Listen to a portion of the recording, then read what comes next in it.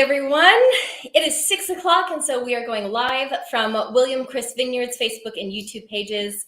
If you are watching this back recorded, that's awesome. You should join us live, not next Thursday, but the Thursday after, all the way to the end of the year. We will be doing these at 6 p.m. for 30 to 45 minutes, unless I stretch it a little bit longer, because there's such great conversation. And what we are doing here is fall semester wine school. We are finally getting into fall time feeling. And so the information and education is only going to get better. We are breaking down large ideas down to the very, very small for those who are beginners all the way to advanced wine drinkers. And for drinkers of all kind. If you like wine, that's great. If you like Texas wine, then you're in the right spot. If you've never tried Texas wine before, everyone who is watching now, tell us in the comments why you should be drinking Texas wine if you never have before. Tequila and beer drinkers, join as well. Grab a cocktail. I am going to get wine in the glass. As y'all say hi to me in the comments, tell me where you're calling from and who is with you tonight, and tell me whether you are drinking the gorgeous Lost Draw Cellars 2019 Grenache from Pradera Vineyards. This is a 100% Texas wine. Like all of the wines we've been drinking throughout this series, we are celebrating Texas wine and talking about wine education that applies to wine across the world. Let's start drinking, shall we? I have had a great day. I'm in a wonderful mood, and a huge part of it is because I've been waiting to open this bottle of wine. I don't think I've had a glass of wine for about a week now, just because I've been running around and busy and traveling and shenanigans. So this Grenache has been calling to me. I am a major Grenache lover, and Grenache can really, really change itself from place to place and from winemaker to winemaker. And even within winemakers' styles, it can change and really, really make itself light and fresh and fruity, all the way up to big, bold, and dense and deeply colored. So those who are drinking this Grenache with me, tell me where this falls on the scale. I'm going to pour just a little bit for now so that we can taste it together. And then I'm going to pour more soon. All right, I see some people chatting me up in the comments. Even if you're watching this recorded, I do go back and look at the comments just to see if I've missed any questions. I didn't have any questions from last week. Lane, if you're here, the comment that you put in on the recorded session was absolutely hysterical. Lane took a lot of notes. Y'all's comments really cheer me up. And Donna, you asked what you should bring to pair for tonight's tasting. And if you would like to grab a snack, guys, what we're going to be talking about with Grenache today are the things that could potentially benefit the Grenache. Anything sweet, so any type of milk or dark chocolate, or a collection of both if you want to try them next to each other. If you are eating cheese, then grab some jam and load up on the jam. Especially if it's a cherry or a strawberry jam. And then anything that has umami but no salt on it. So think of something like roasted unsalted peanuts. That would work. Just if you'd like to snack along. But that being said, if we enjoy a glass together, this is going to taste delicious on its own. It doesn't need any food to pair along with it. And then y'all can experiment afterwards a little bit. All right, Sherry, good to see you. Julie from Houston, awesome. John, welcome back. Drinking Cibolo. It's okay. Oh, and you're drinking the Grenache. Catherine, welcome from San Antonio. Awesome. You'll have some wine soon, hopefully. Julie, drinking the Grenache. Awesome. Hi, Tracy. How are you? Awesome. Okay. It's time to drink. Let's all taste this wine together. And Donna, Doug and Donna, awesome. In College Station. All right, so first thing I see in this is such a light, really, really light color. I don't know if y'all can see it, but you can see right through that wine. Sorry, my glass is a little dirty. Wow, this is really aromatic. It kind of pushes out of the glass, and it's very, very red fruits like soft watermelon, strawberry, cherry. And then as I smell really deep, it goes beyond that soft red fruit. There's kind of a smoky undertone, and I don't know if there's a little like currant or brambleberry there, or if that's getting into like actually a smoky toasty note, or maybe both. And I think there's definitely some dried herb in here, like herb de Provence, something that you would use on fish or pork loin. Hi, Carrie. It was good to see you last weekend. Was anyone who's watching tonight in my chocolate and Art of the Blend experience last week? That was a ton of fun. Tell me if you went to the release party last weekend. Tracy, I know you're going to be in the experience this coming weekend. I'm excited to see y'all. We had a ton of fun. So what we did last weekend was our wine club member release party. And we did an Art of the Blend experience where we had a wine that was a blend. Our flagship wine is a blend of Cabernet Sauvignon, Merlot, Petit Verdot, and Malbec. And so we tasted that wine, and then we had a single variety Cabernet Sauvignon and a single variety Merlot and a single variety Malbec and a single variety Petit Verdot. And we talked about what in each of those grape varieties, what it contributes to a blend, because there really is a science behind it. And it was a ton of fun.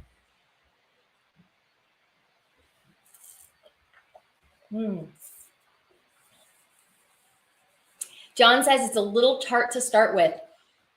Awesome. Let's do something together. Let's see how. So John is saying that this wine, he's perceiving it as tart. Decanting will help with that. If you decant it, it's going to fold right in. But let's see. Let's get precise about what the actual acidity of this wine is, which means swish it around your mouth, coat your mouth with it, especially on the sides of your tongue. And then we're going to do that mouth-watering exercise that I taught y'all a couple weeks ago. And if you weren't on a couple weeks ago, I'll show you how to do it once again so we can see how much acidity is actually in this wine. So take a sip. Swish and stick your tongue out. Your mouth is filling with water. Now do it again.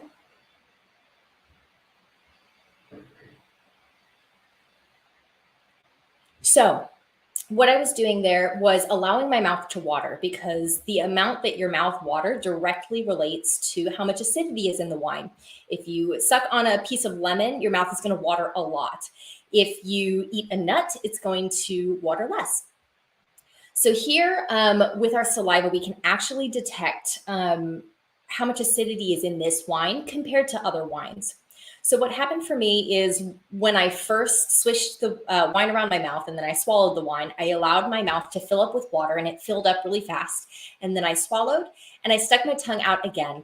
And it took a moment for the saliva to start pooling up again. It did pool a little bit, but not so much. So I would say this is right at medium acidity, which is interesting because it tastes so tart. And a couple weeks ago, we talked about precision versus perception. What's important for food pairing is precision. There is medium acidity in here, which means if we pair a food that has too much acidity, it's going to make the wine seem flabby. So when you can tell how much acidity is in the wine, you know just how much acidity to have in the dish, and you want them about equal. That's just a fun fact.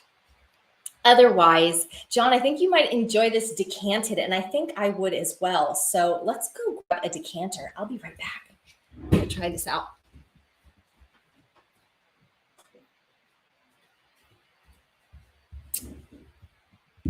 All right, my handy dandy decanter. So today we are building on the ideas that we talked about last week. While we're not talking about decanting, we are talking about food pairing.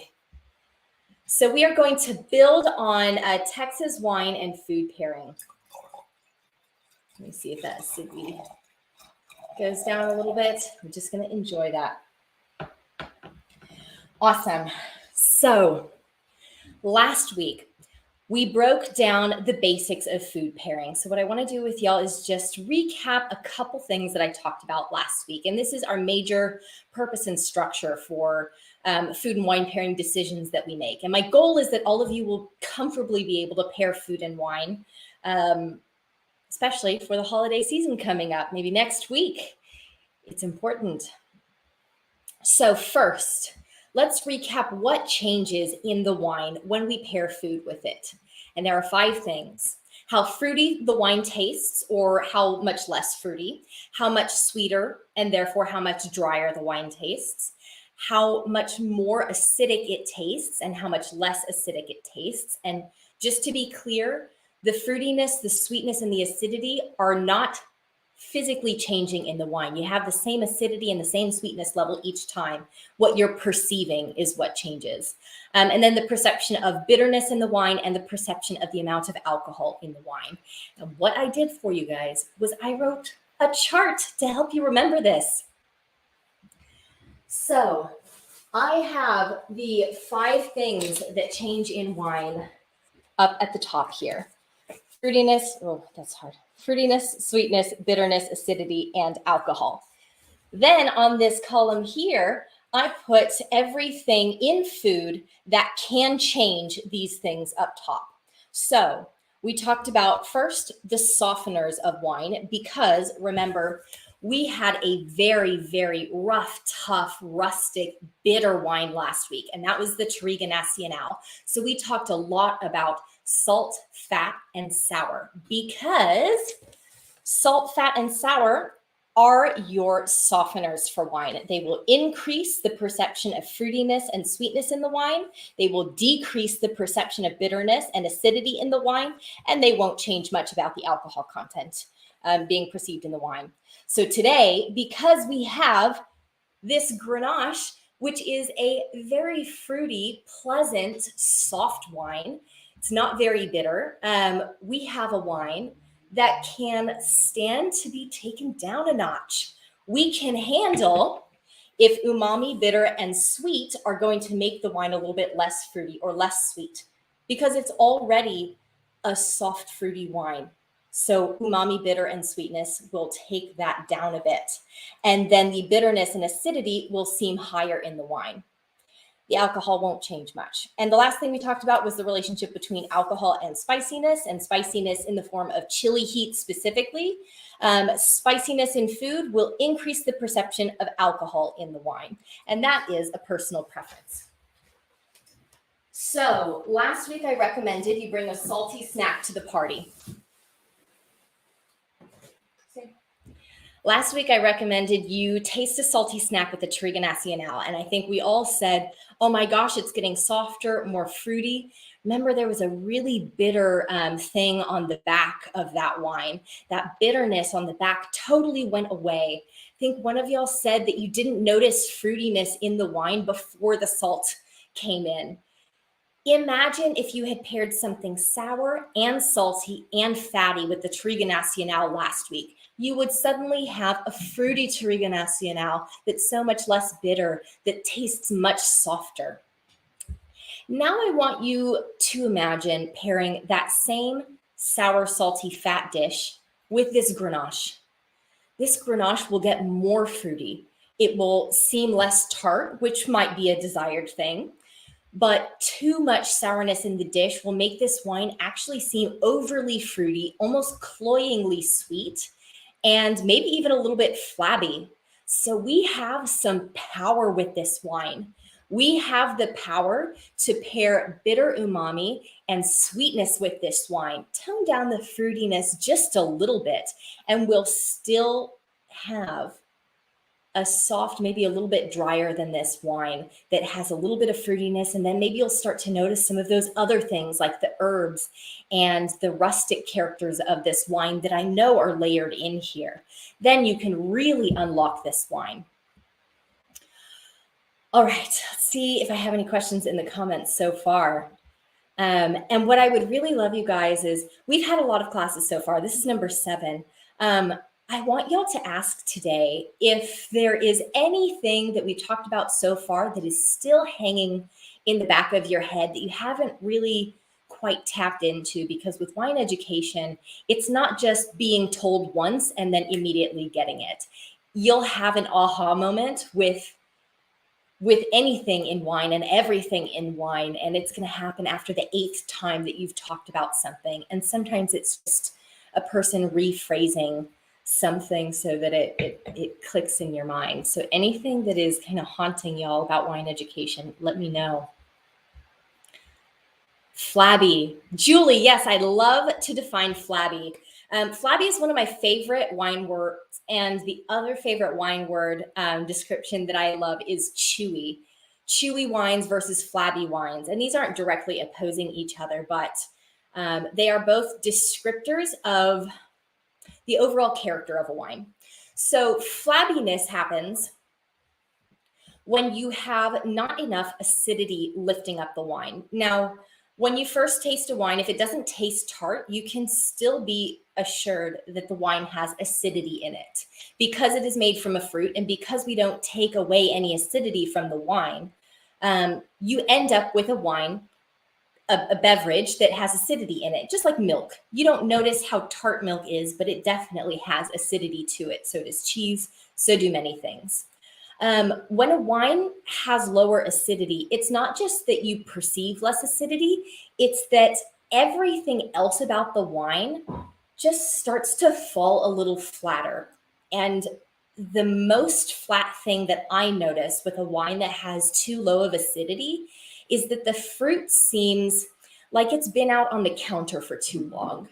And imagine if you bought a bag of cherries, and when you first bought them, they were really red and they were really hard, and you popped one in your mouth and it was really, really tart, and it kind of singed the back of your jaw. And you were like, not ready yet. I'm going to wait a day or two. And you let them sit out a day or two. You tried one again and it seems a little tart still. So you wait a couple more days. But then you went out of town, you came back, and suddenly these cherries have started to taste overly sweet. They started to taste just kind of flat. The crunchiness of that cherry is gone. The excitement of the cherry is gone. The juiciness of the cherry seems just less fresh.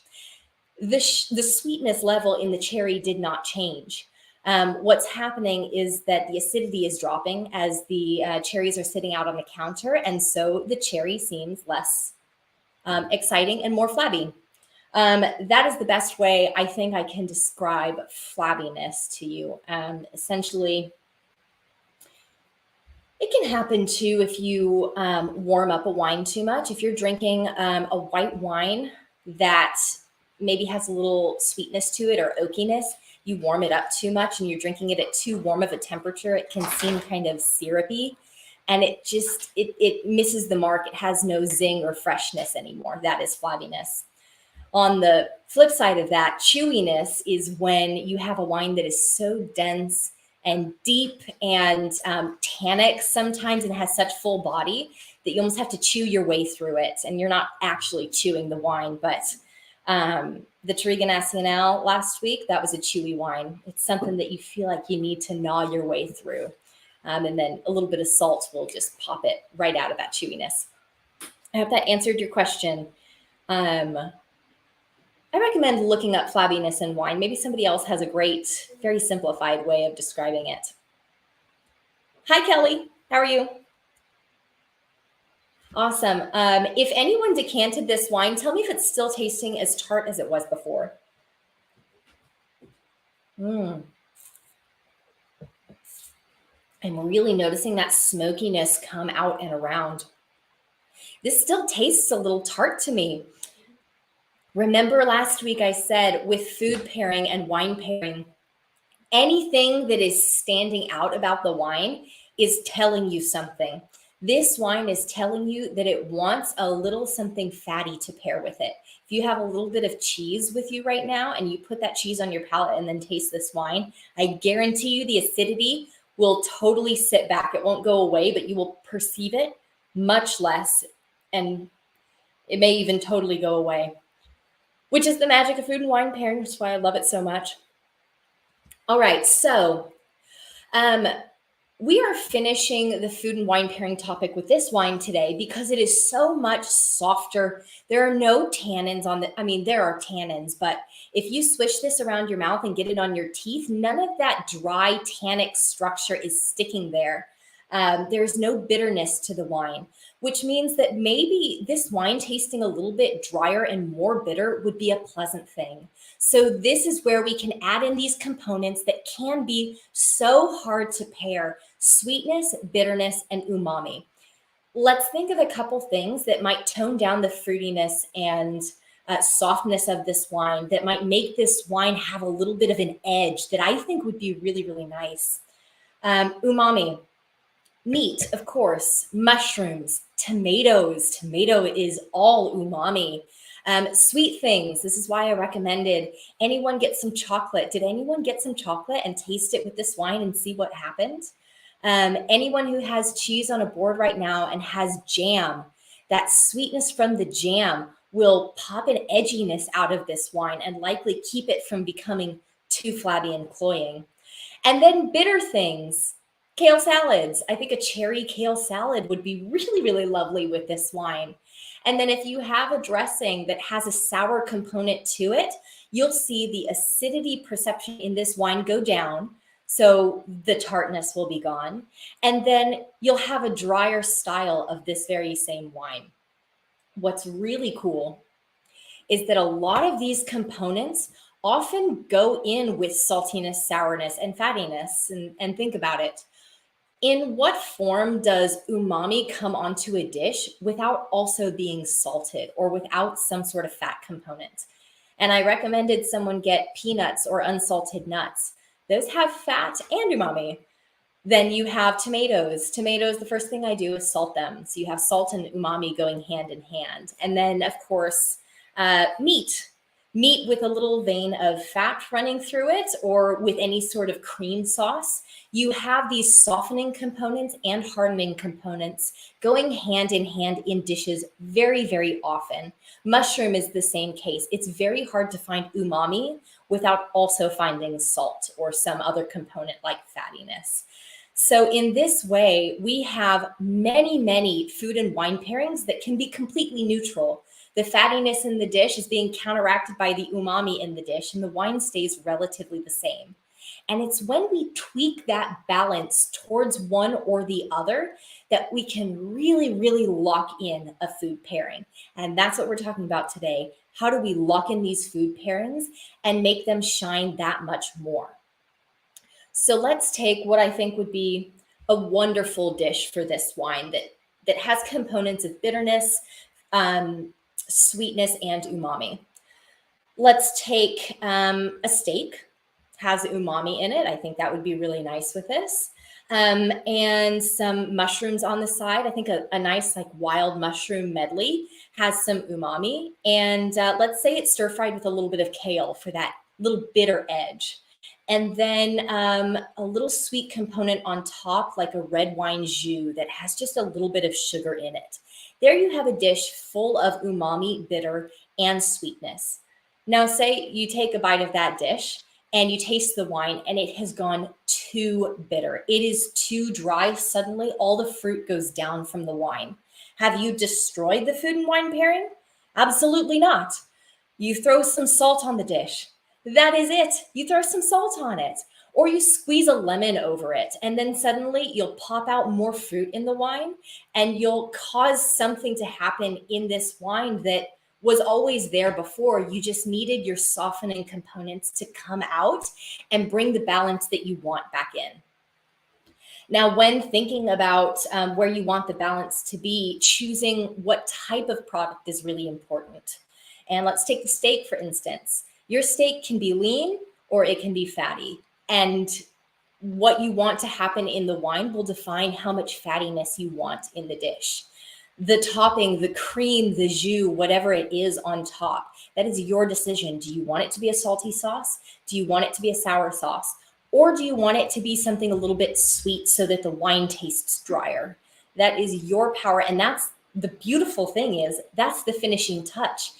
You can plan to cook whatever type of dish you were always going to cook. And in the last moment, when you've picked the perfect wine, you can say, this wine is Cabernet Sauvignon. I know that Cabernet Sauvignon is bold and dry, and I want it to be soft. So I'm going to add a sauce that is salty, sour, and maybe fatty, maybe a cream sauce that has a little salt. Maybe it's a lemon cream sauce. And then that Cabernet Sauvignon, whatever it's paired with, will suddenly taste softer and fruitier. It is very often the final touches we put on the dish that change the food and wine pairing. And I think that idea is missed so much. So when you're getting ready to have a huge, Thanksgiving meal, don't change your dishes to the wine. You don't even need to really select the wine specifically for the table. You just need to have salt available to everyone on the table. Recommend they use it for the rougher, tougher wines, and have a variety of sauces. Maybe have a lemon sauce, maybe have a cream mushroom sauce. Those will play differently with each wine. And then you can have a ton of fun and a lot of different wines on the table.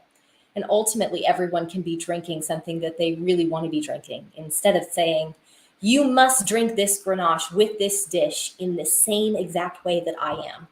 Let people choose. Some people will want this wine to be drier. Some people will want it to be even fruitier, even softer. Someone who wants a sweet wine might get pleasure out of pairing this to something really salty, where the fruit pops out even more. Oh, that was a monologue, wasn't it? Let me see if y'all had any questions in the comments. It really mellowed out after decanting. Donna, I totally agree with you. And what I noticed with the decanting is that the fruitiness settled down a little bit. It seems a lot calmer. This is a good thinking glass of wine. A lot is happening with it already. And I think with food, it'll get even more interesting. And I think a lot will happen with this wine and food. So John decanted the glass twice. It's still tart. Yes, I totally agree. I noticed it was still tart afterwards. And I think that's the quality of the fruit in this. And I don't mean good or bad quality. I mean whether the fruit is underripe fruit, ripe fruit, dried fruit, cooked fruit, stewed fruit. This is fresh, like just ripe fruit. It's that like tart cranberry pomegranate thing that has a lot of acidity to it. But John, I noticed you paired it with some cheese and it helped a lot. So I think a fat component is your secret with this wine.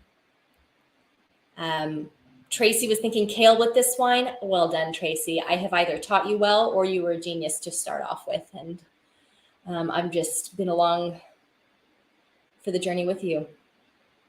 Rachel, you tried strawberry jam and cheese. Yes, I think strawberry jam would make this wine super tasty. And the chocolate made it feel and taste drier, more like Cabernet Sauvignon. There you go. Yes, and I think chocolate can be counteracted by so many things as well. If that chocolate makes it too dry or too bitter, you can add back a fat component. Just get like a little whipped cream on top of your chocolate, or a chocolate bar that has nuts in it. That's a fat component, or a chocolate sea salt bar. And that will maybe lock in the pairing even more for you. Let me take a sip of this delicious wine and we'll talk about one final idea before we hop off. I know already.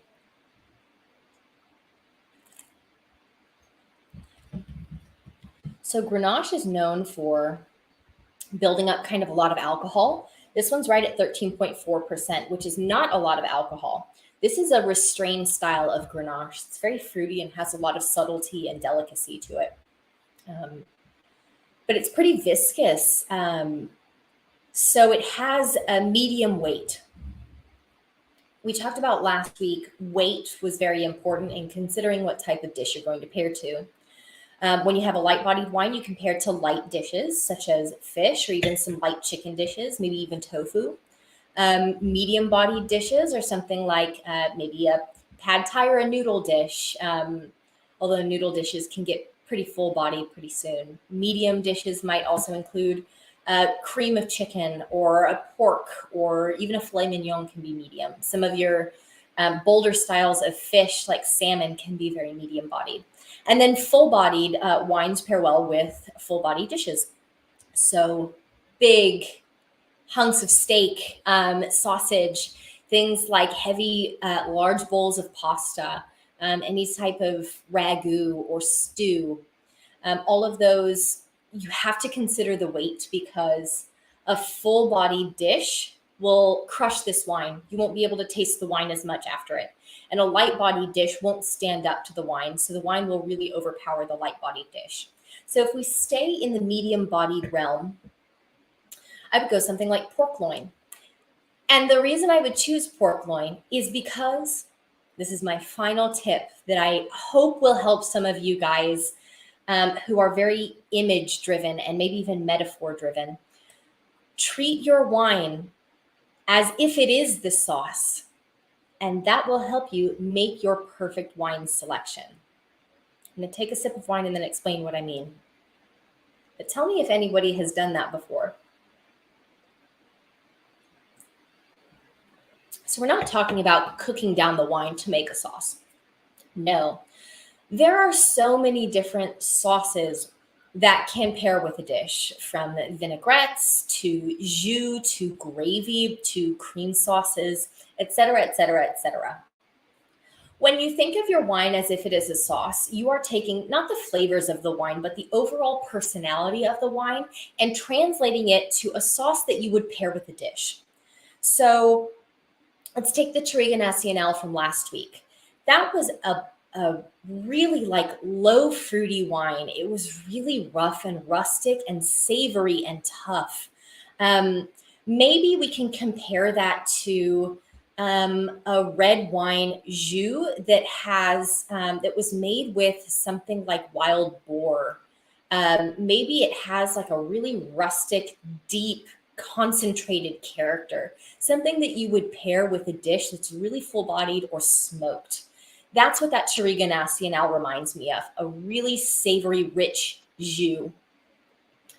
This wine is totally different. If this wine was a sauce, it would be a sauce where I took a pot and I threw a bunch of cherries and red berries in it, and I stewed those cherries down, and I made a kind of lightly tart, lightly sweet sauce, and I threw in some maybe clove and cinnamon and spices, and then maybe it has some herbs. Maybe it's like a mulled cherry sauce.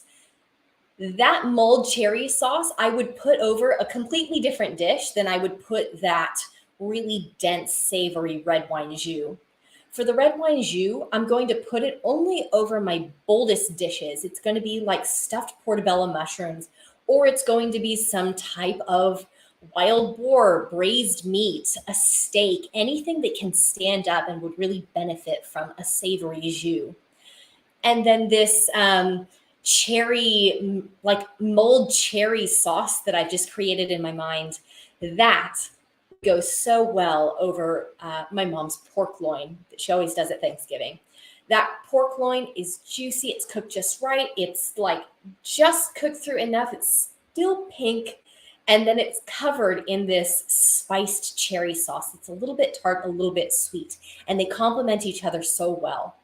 Forget about the science behind why they work well. They just do. You know they will go well together. And that is the same reason that this wine will go well with pork loin, and why the Touriga Nacional will go well with stuffed portobello mushrooms and wild boar and braised meats. So when all else fails, when you cannot remember this complicated chart about what the softeners and hardeners of a wine are, think about the wine as a sauce and pair it to the dish that just makes sense in your mind. When I'm food and wine pairing, do I go to the chart? Absolutely not. I don't think about it. Sometimes I'll be like, this wine is tannic, I'm going to salt my food. But outside of that, I just think about the wine as a sauce. I don't even make the sauce that I'm thinking about. I just make the pork loin, and then pair this wine to it. I don't even need that tart cherry sauce that I've made in my mind anymore because the wine is serving as that component.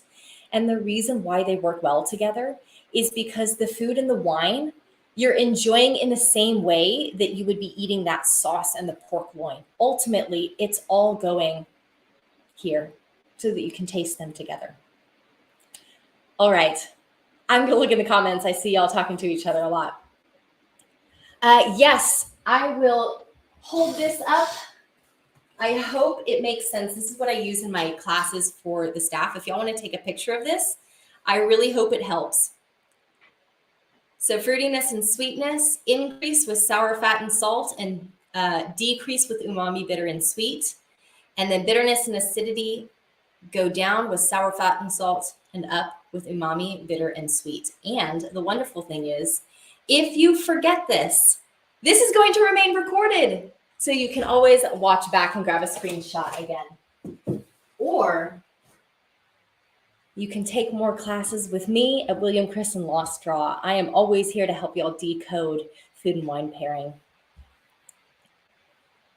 Awesome. Okay, now's the time to ask any final questions because I'm about to go and enjoy this glass of wine and think about how we don't have class next week. I'm going to think about my class after that, where we're going to be drinking. Oh, I love this wine for the holidays. Skeleton Key Red Blend. This is Red Blend number 6. This is a sister project of William Chris Vineyards. That Skeleton Key was found in the old farmhouse on their property, and so that is their sister brand. That is a blend of a bunch of different grape varieties. And what we're going to be talking about, not next week, but the week after that, is how to articulate what you like. And I'm very excited for that discussion.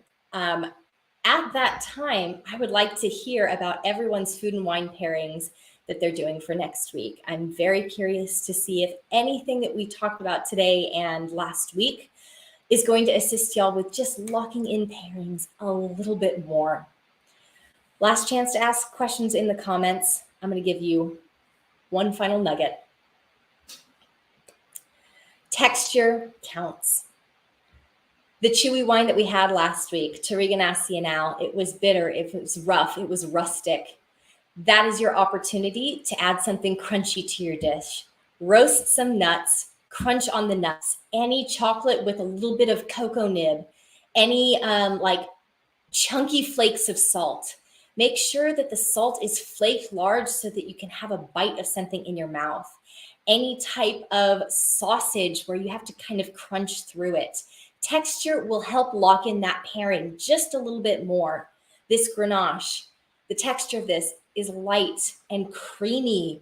It is soft. So if you're going with a potato dish, whipped mashed potatoes, have something creamy, polenta, and make sure it's cooked all the way through and that it's really soft. Don't cook your rolls too much. Keep them soft and doughy.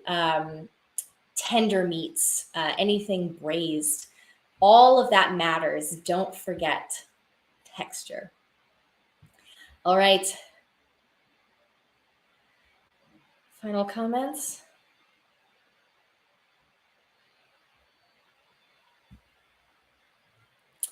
Julie, no, I don't attend the Wednesday night suppers, but maybe I should be. I heard last week was Indian food and I heard it was awesome. So maybe that's my sign that I need to get on the supper clubs that happen every Wednesday. All right, guys, if you're watching this recorded, you can still ask questions. I will check them out before next class, which is not next week, but the week after. So cheers to you all. Thank you so much for joining for another class. I love talking about wine, and I'm happy to help y'all anytime. Let me see if I have my email here. If anyone has any questions or you're having trouble picking the perfect wine for your dinner next week or future food and wine pairings, always feel free to email me at kelseykr@williamchriswines.com. I'm always available to you guys. Thanks so much and have a wonderful, wonderful, wonderful holiday. Bye, guys. Cheers.